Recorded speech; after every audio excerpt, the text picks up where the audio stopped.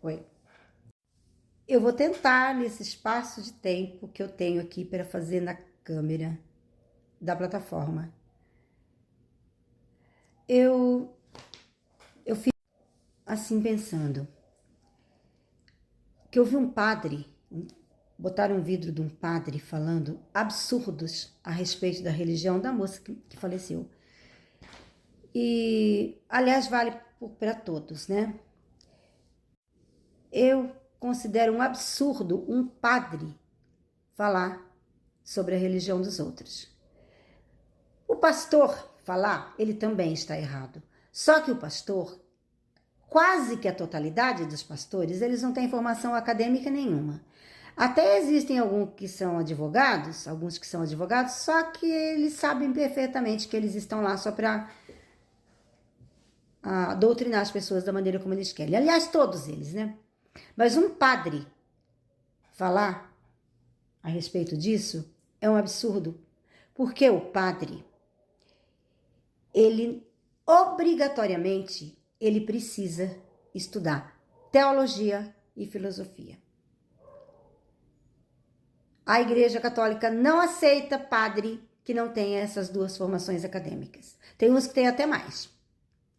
Tinha aqui na minha cidade um padre muito bom. Ele tinha as duas formações que a igreja exige, mas ele era administrador de empresas também. Um ótimo padre, as homilias dele eram ótimas. Inclusive, a respeito daquelas atrocidades da Bíblia, ele falava assim, creio que não tenha sido Deus que mandou fazer isso, né? Mas isso aqui, ele dava o curso bíblico para explicar para quem participava do curso, sobre o que quisesse aprender. Eu gostava de participar. Eu nunca fui religiosa, não, tá? Eu até ia na igreja, tudo que a gente nasce num meio católico, então a gente vai sim na igreja. É gostoso participar. Eu gostava muito de participar porque eu estava sempre participando. Eu não tinha nenhum cargo na igreja, mas eu exercia várias funções porque eu estava sempre ali perto de quando precisasse eu auxiliar. E eu gostava também de cantar. Então eu participava, inclusive do grupo de oração, porque ali eu podia fazer, além de ajudar no cântico, eu ajudava também na explicação do evangelho. Eu gostava muito de explicar o evangelho. Eu fazia da seguinte forma. A liturgia da Igreja Católica é assim, ela é composta durante a semana, de uma leitura, um salmo e um evangelho. E no final da semana, que é no domingo, ela é composta de duas leituras, um salmo e o evangelho. As leituras, tanto elas podem ser do Velho Testamento, como podem ser dos outros cadernos lá, das cartas, das epístolas, eles falam, pode ser ali, que não o evangelho. O evangelho de Jesus, os evangelhos são os 4 evangelistas. Lucas, Mateus, Lucas, Marcos e João, acho que é isso. Então é assim.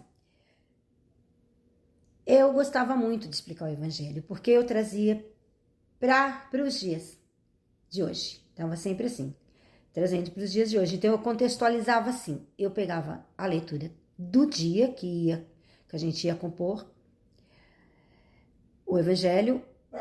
Eu pegava uma parte, assim, um resumo da leitura dos salmos e do evangelho do dia. E mais, eu contextualizava as duas leituras, mais o salmo e o evangelho, que era o que eu tinha que falar mesmo, explicar certinho.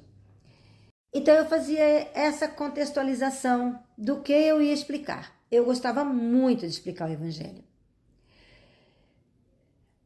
Até inclusive uma vez eu tinha escrito o texto, estava lá, foi logo no começo, logo no meu início de explicar, quando as meninas começaram a me convidar para participar, para explicar o evangelho. Depois eu explicava sempre, depois eu saí porque eu não quis mais ir. E o meu irmão pegou, ele falou assim para mim, Cristo não era comunista não. Ele falou, comunistazinha, hein? Ele falou para mim, Cristo não era comunista não. Eu falei, aí não é comunismo, é o evangelho. Então é o evangelho que é comunista, não eu. E era assim, eu trazia para os dias atuais. Citava inclusive exemplos, tá? Dentro do evangelho, porque isso pode ser feito. Agora fica essa padraiada aí, falando tonteira, sendo que eles têm formação acadêmica para não falar isso. Eles não podem fazer isso, porque eles sabem que eles estão mentindo, eles sabem o que eles estão falando. Não sei, não entra na minha cabeça um padre ficar falando mal de uma moça de uma outra religião, qualquer que seja ela, porque ele sabe perfeitamente o que está escrito na Bíblia. Ele estudou para isso, inclusive o padre estuda teologia de verdade, não é que nem esses pastores aí que vai lá faz um cursinho que fala que é teologia coisa nenhuma. A teologia deles é para falar mais mentira ainda. Os padres, eles estudam a raiz das palavras. Vai lá no significado correto da palavra. Tá certo que a igreja tem todo um sistema, isso aí a gente já sabe. Mesmo quando eu ia, eu já sabia disso. Por isso que muita coisa daí que acontecia aí que eu não gostava. Eu não participava de muita coisa por conta disso. E o evangelho que eu explicava não era romântico. Era real. Era um evangelho verdadeiro, real. E as pessoas gostavam da minha explicação, da maneira como eu explanava. E entendiam porque eu explicava direitinho, embora a gente tivesse só 15 minutos para explicar, mas mesmo assim dava tempo de falar sobre.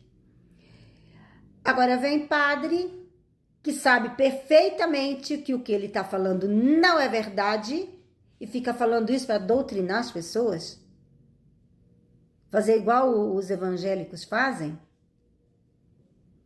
A Igreja Católica tem que pensar bem e ver bem isso aí. Porque a Igreja Católica nunca foi, não no púlpito, ficar falando mal das outras religiões. Não, falar mal não, pode até explicar alguma coisa que queira para não divergir a fé das pessoas, que as pessoas já estão habituadas a isso, mas não pode ser assim também.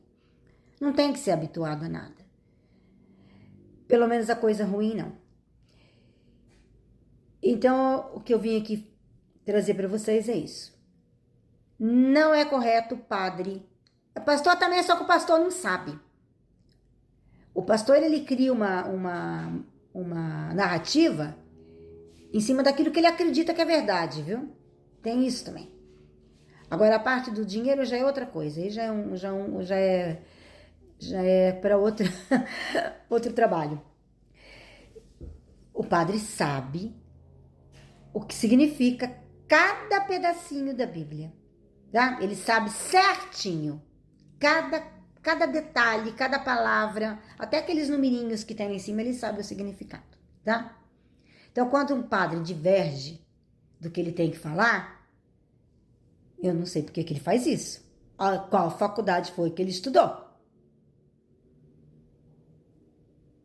Tá?